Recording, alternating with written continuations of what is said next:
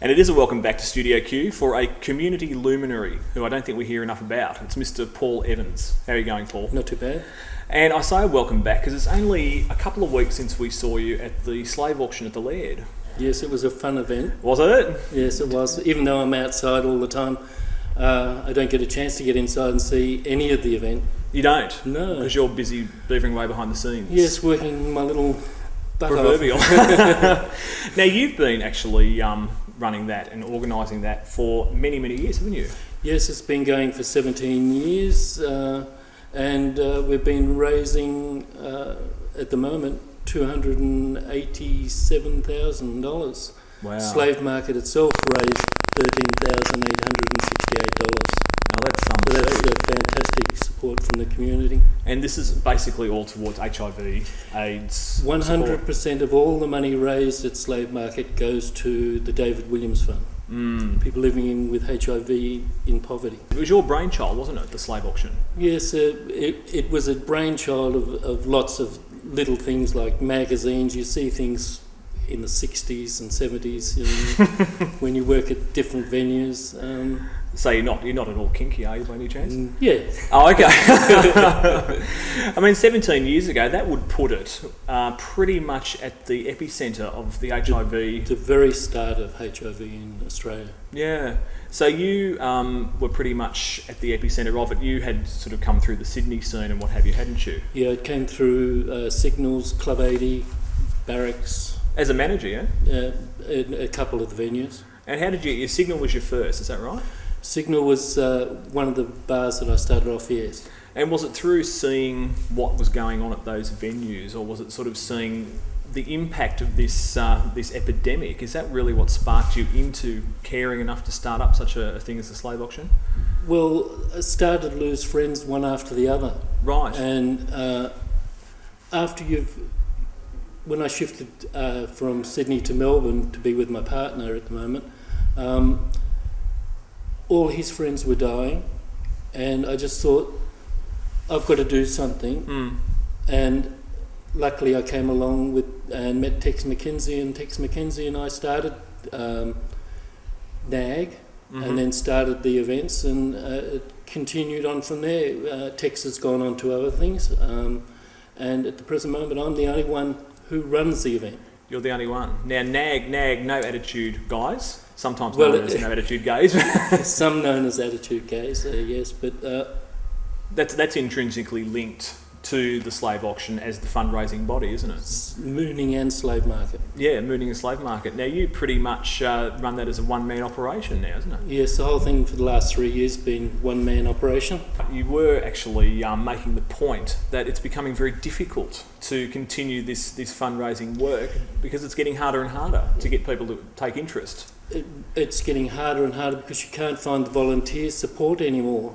There's out there in the community, it's all right for the night, finding volunteers there. You can get 20 if you want to, but it's the coming up to the events, it's the help that's needed to find sponsors, it's the help to get the raffle tickets sold weeks before or months before the event, because that's how you make the charity dollars is by selling raffle tickets, and a lot of people say, oh, you're selling raffle tickets for $2 and now it's $1, but I worked out that if you buy a raffle ticket for $1, you're going to sell 5. Yeah. You're not going to sell, if you buy a $2 one, you're only going to buy one ticket. For sure, yeah. You're going to make more money by selling those sort of things.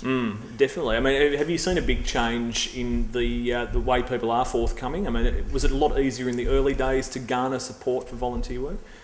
It's harder. It's got harder and harder. Every year it gets harder and harder. People have have suddenly found that they can't, or they've lost their friends and they can't find the way to express themselves anymore, to get out and volunteer. I don't know why, but it's just a loss of community spirit in that way. I just can't feel that.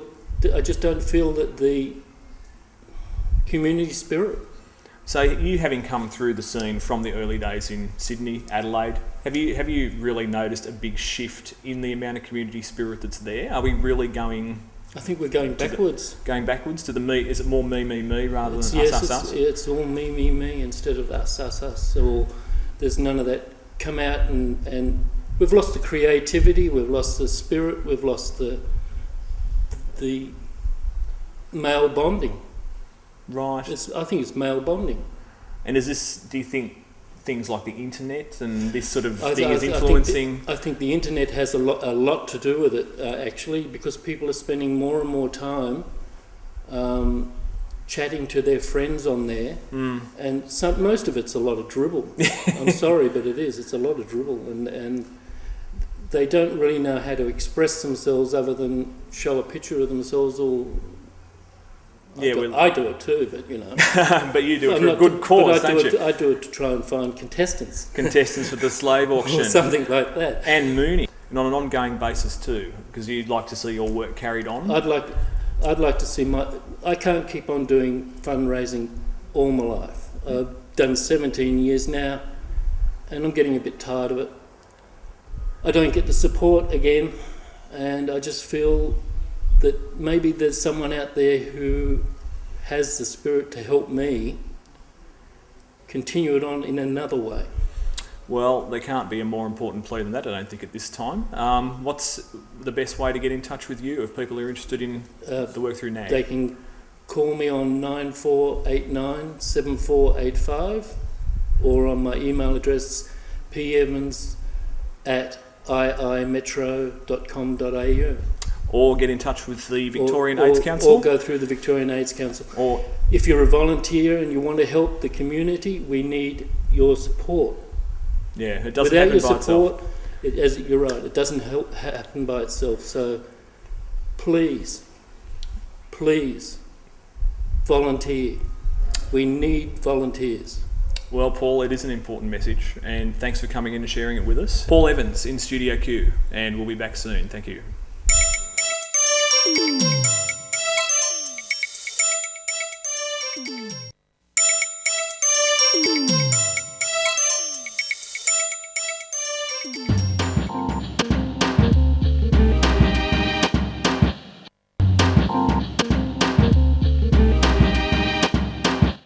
Hello, you're watching Q Focus, and I'm joined on the couch by Tim Newton.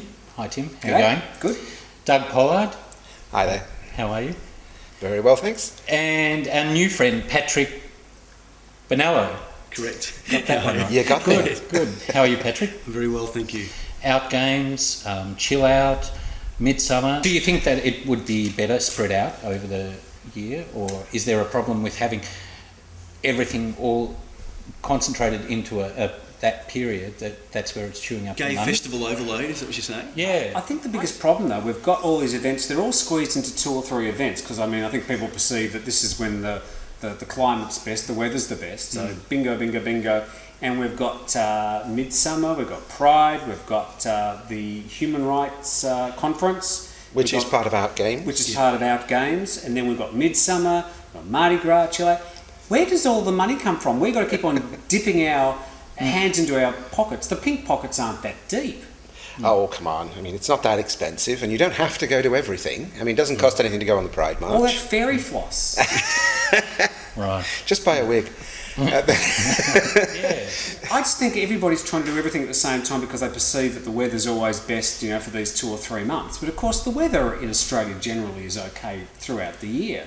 We don't we go into hibernation over winter, and it all go off to the lead and all turn into bears. No offence, Doug.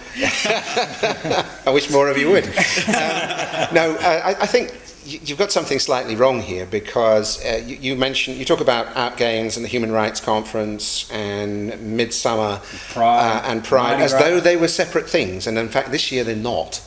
This year they're all kind of folded in under the Midsummer umbrella. Now, you were talking before about how funding is happening for the Outgames. It's different to The gay games. The gay games, well, in that it's like a franchise now. Yeah, the old funding model doesn't work. We saw what happened with the Sydney Gay Games. Lots of promises, lots of money spent, lots of people ended up bankrupt because they were kind of over-ambitious. And that's indeed what led to the split between the Gay Games in Chicago and the Outgames in Montreal last year, because Gay Games thought that Montreal's plans were too grandiose and they were bound to fail, which in fact they did. But then again, so did Chicago's as well, because they had the both games on at the same time. So this regional Asia-Pacific Outgames that's happening here in Melbourne is being done on a different model. Instead of there being one big central organisation doing all the organisation, getting in all the money, raising all the sponsorship, organising all the events, what they're effectively doing is franchising the thing. There's such a history of gay events that don't sort of run at a profit or don't run at all. They're not run properly, they're not run well. And I think we seem to always be spreading ourselves very thin. Everybody's got an idea, everybody wants to put on a good festival. And we spread our resources and the skills very thin. So we have this very checkered history of events not running financially very well. I hope that changes. Well, you know, that's not true of Chill Out. I've got to declare an interest here. I'm on board at Chill Out this year and next year as well. Yes, there's another hat. You know, I've got a whole hat rack full. Chill Out's actually got money in the bank. Chill Out's actually profitable. Chill Out's well run. Well, you are the exception rather than the rule. But what I'm saying is it's possible to do it. But the other thing with Chill Out, of course, is it's not centred around Melbourne per se. No. It's out of Melbourne. We're talking a regional area, Daylesford, and it's a very gay-focused area. If we're talking about any regional area that's got to be gay-focused, it's got to be that area. The gayest little town in Victoria. The question has to be, though, are there too many events? Do we have too many things we're meant to go to?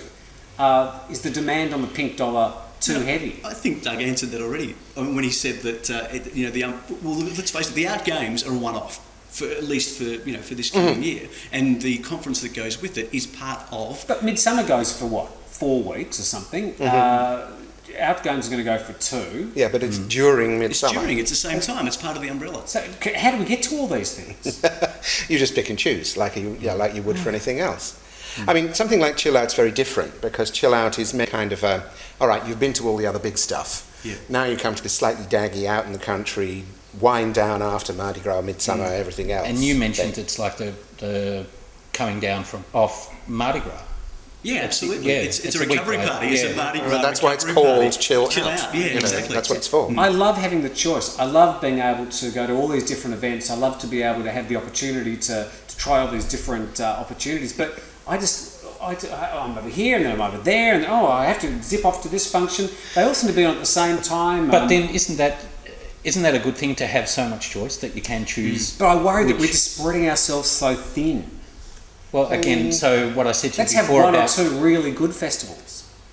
Okay, I so think the you're not inference talking there, about though, is that having you're saying that these aren't good festivals. I think they're run really effectively. We know that Chill Out is an exceptional organisation that's run profitably and has run exceptionally well. Midsummer's had a very good run. I think that they've been teetering for so long. Well, Midsummer made a loss, I think, last year, That's didn't right. they? And they only saved themselves the year before by dipping into the reserves. But there were reserves. There aren't now.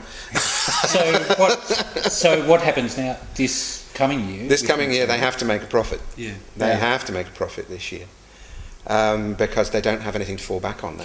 My understanding too last year was one of the issues related to money that had to be paid in the upkeep and maintenance of the area that they utilised, and that was drought related. The fact that the grounds had to be restored to the condition they were in when they prior to using them. Well, they had all those catering issues too. Yes, well, that's also catering was absolutely. Yeah, but that's also down to the Treasury Gardens. I mean, Treasury Gardens is not designated by the City Council as a space for public gatherings. All right, thanks, boys. We'll You're see you next time on Studio Q.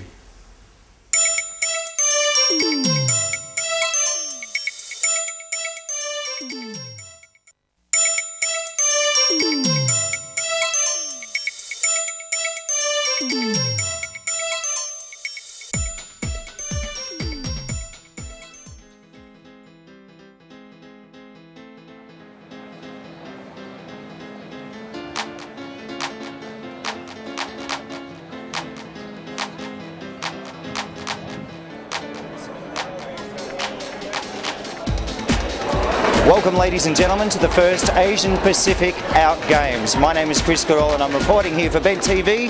We're out to get a few reports tonight, certainly find out what the participation is of this wonderful crowd that we have on hand tonight. So stay tuned, we're going to pick up a lot of interviews and have a little bit of fun, find out about the in-depth stories of some of the athletes that are participating. We don't want any athletes dead on arrival. Victoria, where is the Victorian flag? And the team members will be all the way behind them. Is that right? My name's Chris, what's your name? My name is Till, hi. Till, and where are you from? I'm from Germany. Yes, and what is your participation here today at the Outgames? My participation is, I'm swimming for Sydney, but yeah, because I trained with Sydney a lot. Yeah, okay, so you're not exactly a new visitor to Melbourne or Australia? I'm a new visitor to Melbourne, but not to Australia. I'm already here since 5 months. Okay, well I do believe, of course, this is one of those participation sports. Where do you rank yourself in the stakes of coming out with perhaps a medal? Oh, I'm not so sure. I think maybe in my age group, but I think there are a lot of other competitors, so I have to race very fast to get a medal, but I'm not sure. Well, look, all the confidence and best of luck, of course. Thanks for joining us here today on Bent TV. Thanks a lot. Thank you.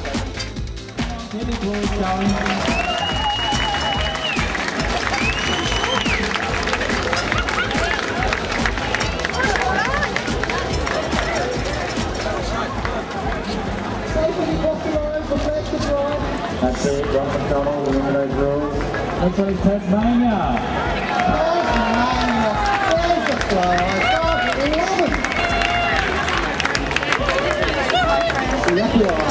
They have the Abbey factory in Hobart. Good to have that. Got something going Yeah, there is a factory. It's really nice back. It's quite a mountain. Yeah, very nice. Very nice. Smells like green here.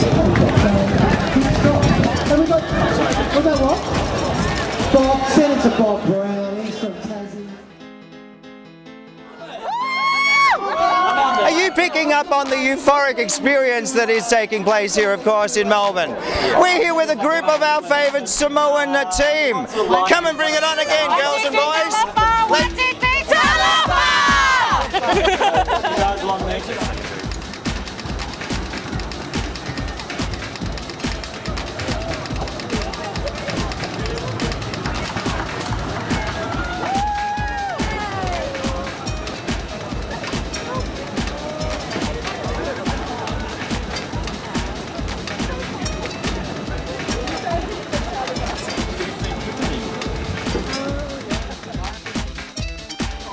Here we are indeed with two more representations from Indonesia.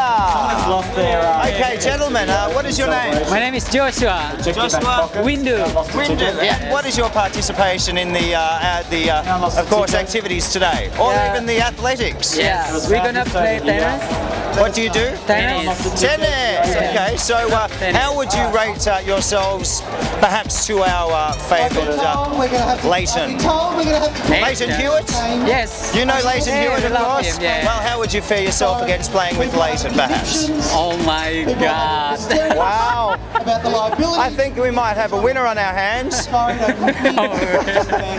yeah, are you playing in the team together? Yeah, we was playing Singles or doubles? singles and doubles together. Okay, Yeah. well, best of luck, and Thank you. let's hear a little whoop up there for a little cheer for Indonesia.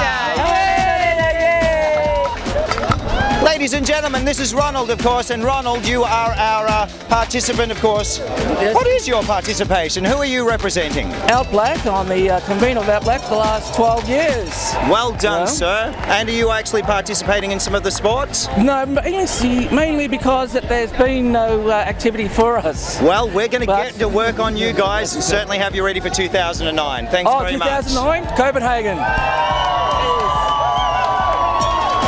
Well, we certainly have got quite a collection of course, interesting people. Give us a wave as you're walking past, folks. Bent TV here in Melbourne, community television, the Gay Network.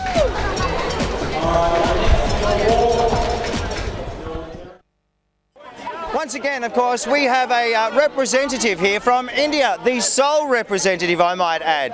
And welcome to the Outgames. What was your name? My name is Palani. Palani. And Palani, what is your participation? What are you actually going to be doing? I'll be playing badminton. Badminton. Well done. And how do you fare winning or perhaps coming out with a medal perhaps at the Games? Definitely. I will do my best to get the medal. Well, that's what we like to hear. A little confidence and the best of luck to you.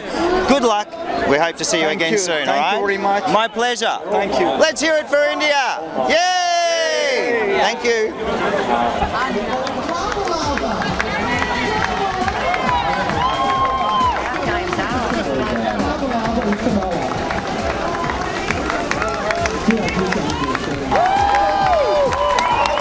Once again, the crowd goes wild here, of course, in Melbourne for the 2008 Outgames ceremonies.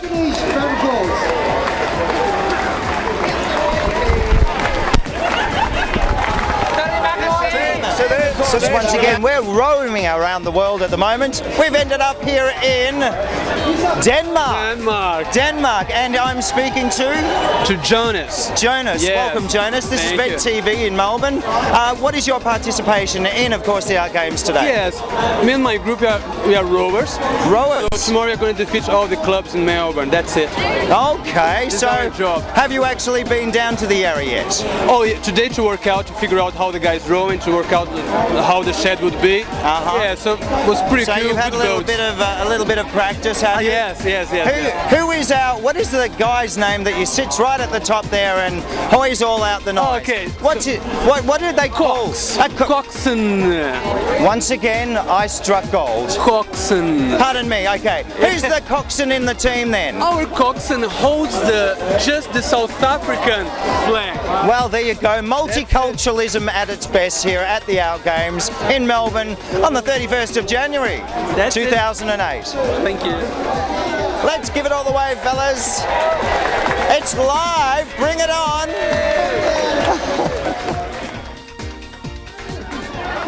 Represented by the Cypriots.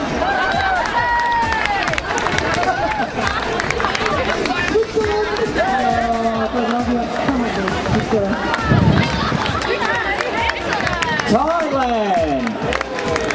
Come on, round of applause.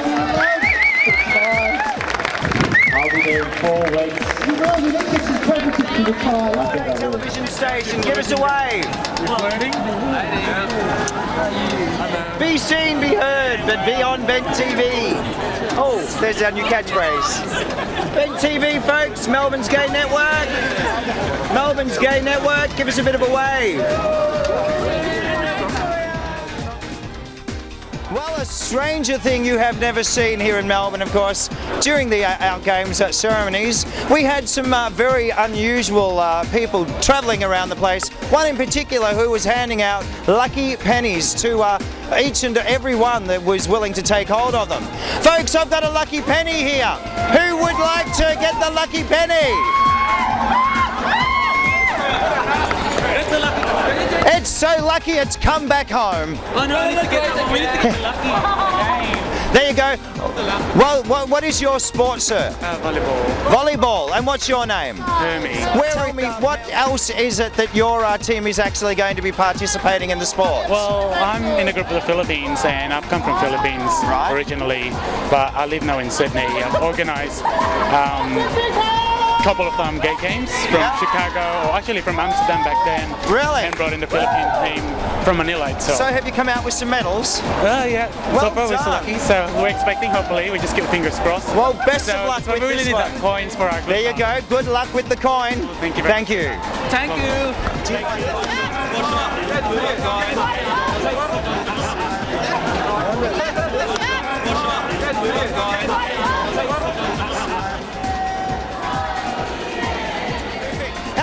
Haka from the New Zealand team. Give us a little, whatever, poke your tongue out, show us what New Zealand's all about. Could you give us a little sample of perhaps? Come my dear. Oh, you will do that.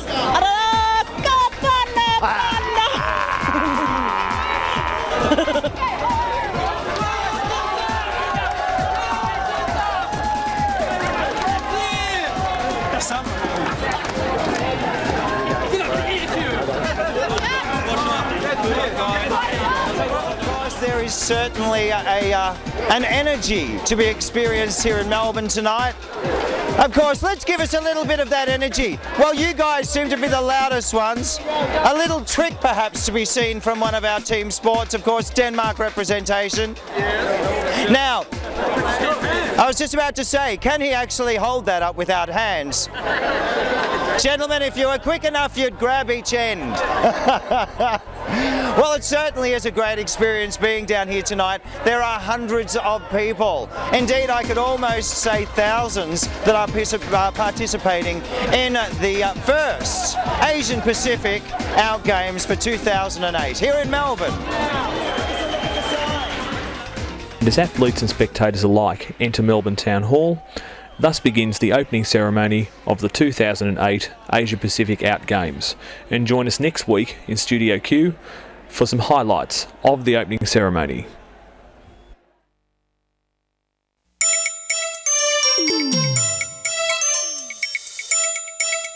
Mm-hmm.